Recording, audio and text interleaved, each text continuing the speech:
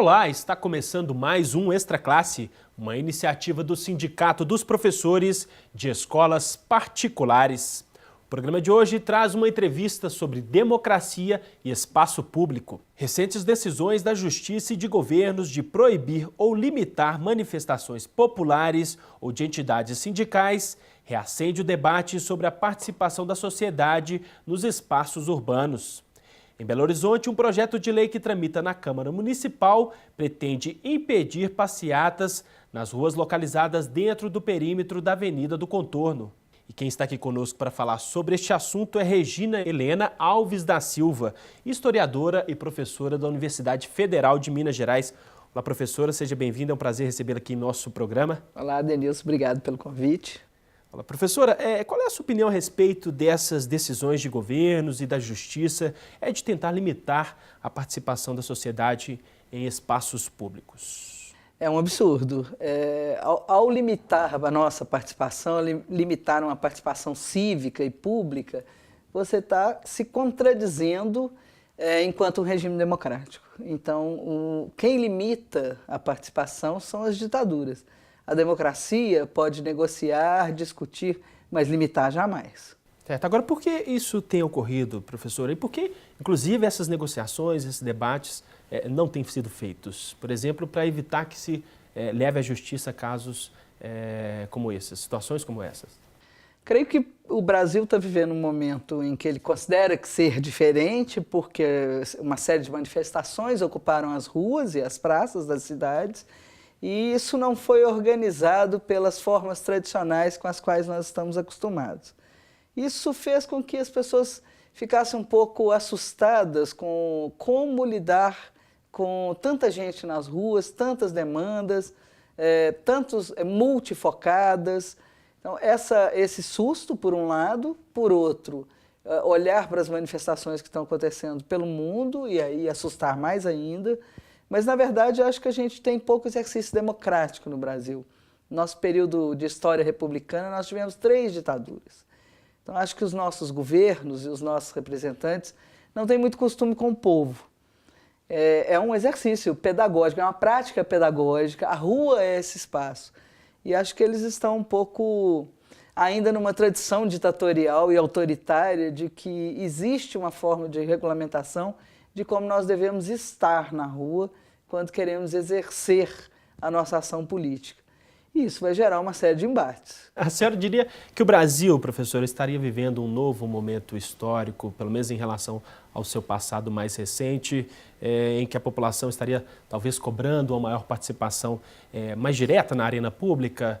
Como tem dito alguns especialistas, qual é a análise da senhora a respeito disso? Acho que nós estamos constituindo uma arena pública porque ela antes estava muito domesticada. Então, depois da redemocratização, depois do golpe de 64, da ditadura de 64, a gente teve uma série de conquistas, partidos políticos, muitos partidos, eleições, depois formas de participação, né, conselhos, conferências, reestruturação dos sindicatos, dessas formas todas. Então, nós fomos fazendo isso. Mas, num determinado momento, hoje, o mundo completamente mudado, a velocidade das nossas conexões e das nossas discussões, fez com que a gente visse que essas formas hoje elas estão domesticadas, como eu disse. Então, hoje, uma conferência, um conselho, uma coisa desse tipo, está totalmente estruturado, burocratizado. Isso não temos mais lugares de fala. E quando a gente está vivendo um momento que as pessoas se esquecem, que é o momento de que algo de fora vem e se impõe, que é o caso da Copa do Mundo, os mega-eventos fazem isso, né? Eu pesquiso isso. Então, quando algo de fora se impõe e até esse cenário democrático é extinto, porque nada relativo à Copa foi debatido com a população, né? E se prometeu muito, e no momento da Copa das Confederações, o que nós vimos na nossa cidade foi só um inferno. Nada melhorou, ao contrário, piorou. Então, não é à toa que um movimento antigo, como o do Passe Livre, que já tinha quase 10 anos, né, de estar nas ruas, quando vai nesse momento, ele já vai dizendo, olha aí, cadê as promessas? A mobilidade urbana hoje é uma coisa fundamental, Então, estar na rua, nos deslocar, criar esses espaços é fundamental. E aí, nesse momento, o que a gente tem? Obras que sabemos que não vão funcionar, situações que sabemos que não são para nós. Então, isso faz com que se exploda essa insatisfação. E a respeito, professor, da decisão de alguns governos de ceder para a iniciativa privada a gestão de alguns espaços públicos, é também, na sua opinião, me parece que é uma forma de limitar a participação popular, né? Também. São essas dois movimentos. Esse tema também, exatamente. Né? Assim, é uma privatização do espaço público, você tem a privatização da rua, das praças, mas a privatização de espaços de edificações também, que são nossas, que são consideradas públicas, né? Historicamente nossas. Aqui em Minas nós temos o caso do Circuito Cultural da Praça da Liberdade, né? Era a nossa praça, a grande praça da cidade, a Praça do Poder, mas a Praça do Poder republicano, ou seja, do poder do povo. E de repente nós hoje temos empresas que tomam conta de algumas dessas edificações, foi dado a elas. O grande caso, o grande case nosso de sucesso até hoje ainda era o Centro de Referência do Professor e o Museu do Professor. Isso. E funcionavam lá em prédios lá na Praça da Estação. Num desses prédios Praça da Praça Liberdade. da Liberdade. Ele foi extinto, a documentação está julgada às traças, algo que nos fazia referência no mundo, e hoje nós temos um monte de telas de LED, coisas desse tipo, de empresas. Ou seja, são coisas que não dizem de nós, embora falem de nós, não dizem da nossa história. É um cenário. Então, e isso, cada empresa toma conta disso. Ou as nossas praças, que é uma outra pesquisa que nós estamos fazendo nesse momento, que hoje a ideia de que uma empresa poderia cuidar da praça, quando nós vamos ocupar a praça hoje, a gente entende que ela não está cuidando, ela virou dona da praça. Então, ela que diz se eu posso sentar na grama ou não posso, se eu posso levar meus filhos para fazer um piquenique ou não. Né? Há pouco tempo eu fui numa praça que tinha show, levei meus filhos pequenos, levei uma série de coisas para fazer um piquenique, estava tudo cercado. As crianças, e era um show infantil, as crianças só podiam ficar em pé na frente do palco. Isso é uma privatização de um espaço que sempre foi nosso. Sim. Então, esses movimentos dos nossos governantes demonstram a intensa tradição autoritária que nós temos no Brasil. Certo, professor, eu vou convidá-lo para assistirmos a uma reportagem feita por nossa equipe sobre esse assunto e logo em seguida a gente volta a conversar, vamos lá? Okay. Um projeto de lei que tramita na Câmara Municipal de Belo Horizonte pode proibir que passeatas e manifestações aconteçam nas ruas e avenidas do centro da capital. O único local onde as intervenções seriam permitidas seria aqui, na Praça da Estação. A Comissão de Legislação e Justiça da Câmara aprovou o projeto 281/2013, que institui a Praça da Estação como parlatório democrático. Para virar lei, a proposta ainda precisa ser votada pelo plenário e sancionada pelo prefeito. Para o presidente da Comissão de Estudos Constitucionais da OAB de Minas Gerais, Bruno Burgarelli, a proposta fere a Constituição de 1988. Você tem todo um discurso por trás disso, de criminalização desses movimentos sociais, de restrição ou até mesmo suspensão desses direitos, o que não é possível dentro da lógica constitucional. Não há de se falar de autorização, apenas uma questão de agendamento. Então, se a manifestação ela é pacífica, sem armas, e não está frustrando uma outra manifestação marcada para o mesmo local e horário, ela não pode sofrer nenhuma espécie de limitação. Ah, mas o direito de ir e vir também ele é sagrado. Ora, se você comunica previamente à prefeitura de que vai ter aquela manifestação, e o que tem ocorrido ultimamente, obviamente que cabe ao poder público reorganizar a cidade. O que nós estamos vendo é a total incapacidade do poder público de se reorganizar diante dos fatos que acontecem no dia a dia. Outra medida semelhante também interfere na luta dos trabalhadores. O foco da ação foi o Sindibel, Sindicato dos Servidores Públicos Municipais de Belo Horizonte. A Prefeitura conseguiu uma liminar no Tribunal de Justiça que dificulta a realização de passeatas e manifestações em vias arteriais.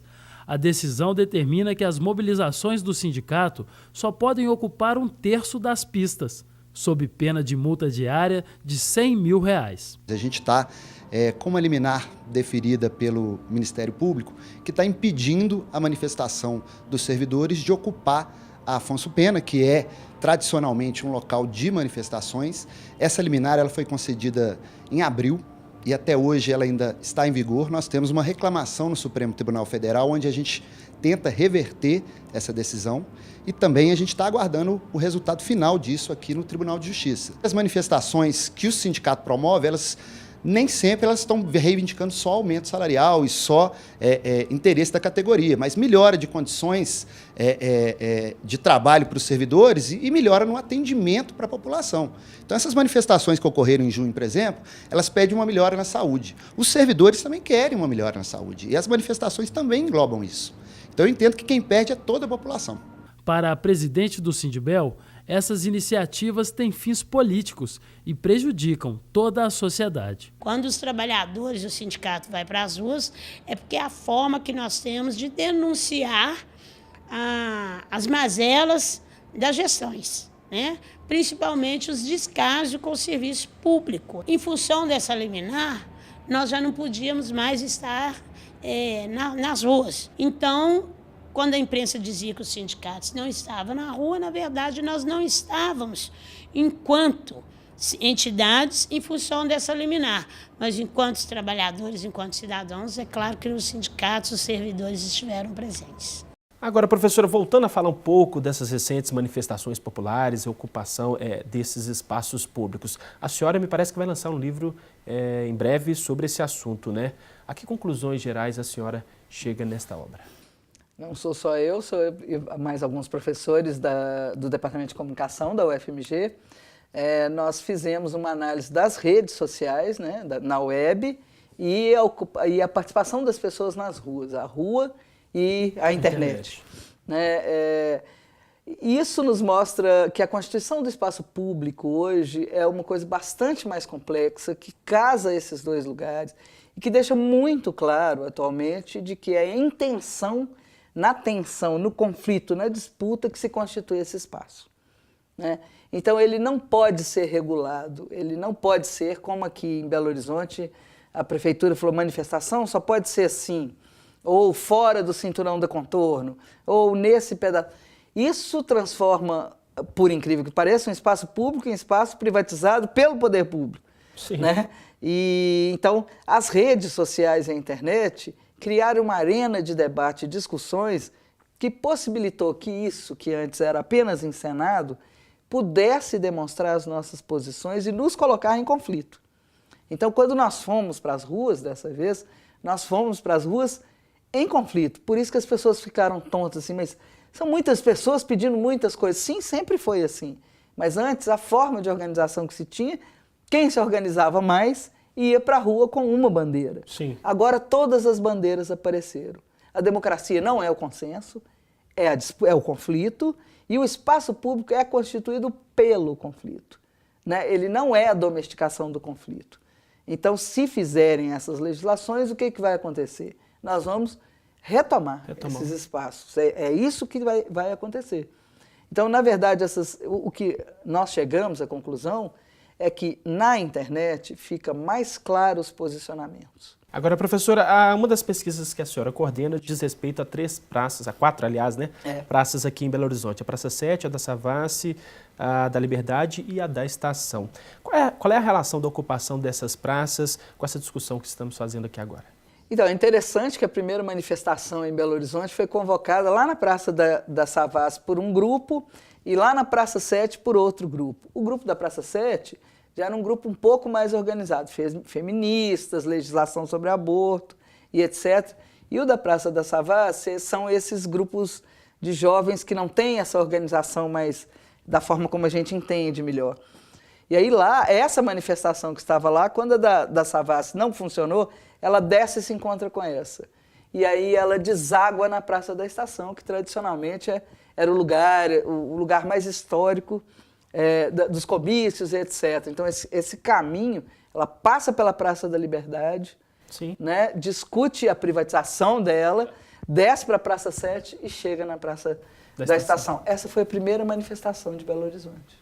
Ah, entendi. Agora, professora, para a gente terminar essa nossa entrevista, qual é o papel que a educação e os professores podem desempenhar nesse debate, tendo em vista que esse nosso programa é visto por muitos docentes aqui em Minas Gerais? É fundamental que a gente saia dos nossos nichos, né, assim, dos nossos lugares de de especialidade e que a gente amplie a nossa atuação nas escolas e com nossos jovens em torno da cidade.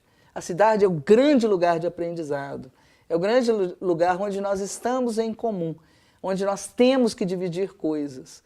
Então, acho que o que isso nos tem mostrado é que ela é, por excelência, o nosso objeto ela é pedagógica, ela nos ensina uma série de relações. E aí sim as nossas especializações podem entrar para discutir isso. Mas acho que os professores, muitos anos eu coordenei um projeto desse aqui na Secretaria de Educação, depois ele foi extinto, sobre essa ideia de como se apropriar da cidade e quais são os usos que as pessoas têm. Porque os nossos governantes não sabem disso. Eles sabem quais que eles querem que nós tenhamos, mas quais que nós temos, não. Então, acho que esse é o papel do professor. Fazer um diálogo entre a sala de aula e a cidade. Exato. Ok. Professora Regina Helena Alves da Silva, agradeço a participação e a gentileza da entrevista aqui para Extra Classe. Muito obrigado pelo convite. Ok. Confira agora a agenda da semana. Nesta terça, 17 de setembro, acontece a última edição do ciclo de debates do jornal Brasil de Fato. O programa de TV Extra Classe do Simprominas é uma das 7 experiências de comunicação alternativa e popular de destaque em Minas, que será apresentada no evento. A atividade vai acontecer às 19 horas no Sindicato dos Jornalistas, que fica na Avenida Álvares Cabral, 400, no centro de Belo Horizonte. Informações em www.brasildefato.com.br. A Faculdade de Educação da UENG recebe inscrições para o mestrado em Educação na área de concentração em Educação e Formação Humana. As inscrições vão até 27 de setembro, das 13 às 17h30 horas, na Secretaria do Mestrado da FAI UENG, que fica na Rua Paraíba, 29, 6º andar, no bairro Funcionários, em Belo Horizonte. O mestrado é gratuito e tem o acompanhamento da CAPES. Você fica agora com o Simpra em Movimento.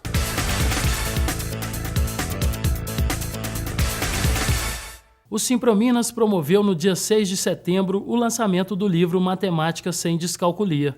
A obra foi elaborada pelo professor Newton de Souza, com o objetivo de contribuir para o desenvolvimento de práticas e raciocínios menos traumáticos relacionados aos conteúdos matemáticos que se apresentam no cotidiano das pessoas. A experiência na formação de sindicalistas demonstrou uma dificuldade que eles apresentam para trabalhar com conceitos e operações matemáticas. Eu parti de um material para um curso, eu pensei em fazer um trabalho mais completo para contribuir e instrumentalizar sindicalistas e outros profissionais no seu trabalho, principalmente quando usa alguma coisa de matemática. A matemática ela faz parte do nosso dia a dia, é uma importância muito grande que a gente tenha isso como uma obra para a gente estar recorrendo. Para o presidente do sindicato, é importante estimular a produção de conhecimento por parte dos professores. O Simpro acha importante, nós achamos importante fomentar e estimular que as pessoas possam desenvolver projetos desse tipo a partir de teorias, de livros, de teses de doutorado, de mestrado, que possam atender aos interesses da categoria, para que a gente possa estimular a produção científica e a produção literária. A gente fica por aqui, mas para saber mais sobre o Sindicato dos Professores, é só visitar o nosso site. Sua participação é muito importante. Envie sugestões e críticas para o endereço extraclasse@simprominas.org.br. Um grande abraço e até a próxima semana.